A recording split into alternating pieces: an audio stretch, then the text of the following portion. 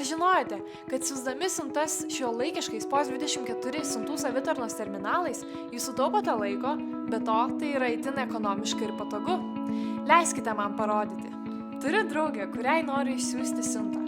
Pirmiausia, prieš išsiųsdama siuntą aš tinkamai ją supakuoju. Tuomet su paruošta siunta atvykstu prie siuntų savitarnos terminalo esančio arčiausiai mano ofiso ar namų. Paspaudžiu ekrane siųsti siuntą. Pasirenku terminalo skyriaus dydį atitinkantį mano siunčiamos siuntos dydį.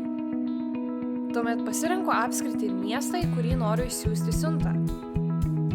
Ir mano draugė artimiausią terminalą siuntai atsiimti.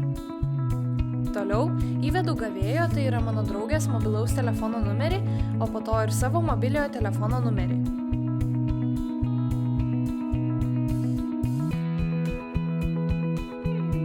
Patikrinu duomenis ir patvirtinu juos ekrane. Sekantis žingsnis, kurį atlieku, sumoku banko korteles, suvedusi PIN kodą mokėjimo terminale esančiame po ekranu.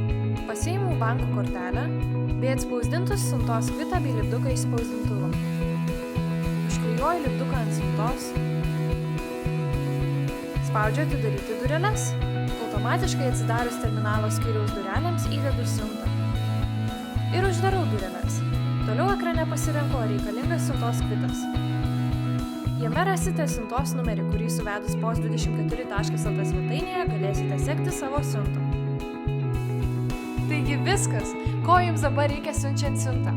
Asmens, kuriam norite išsiųsti siuntą, jo mobilaus telefono numerio ir 30 sekundžių išsiųsti siuntai naudojantis POS24. Patogu, ar ne? POS24 – estiškas būdas gauti ir siųsti siuntas.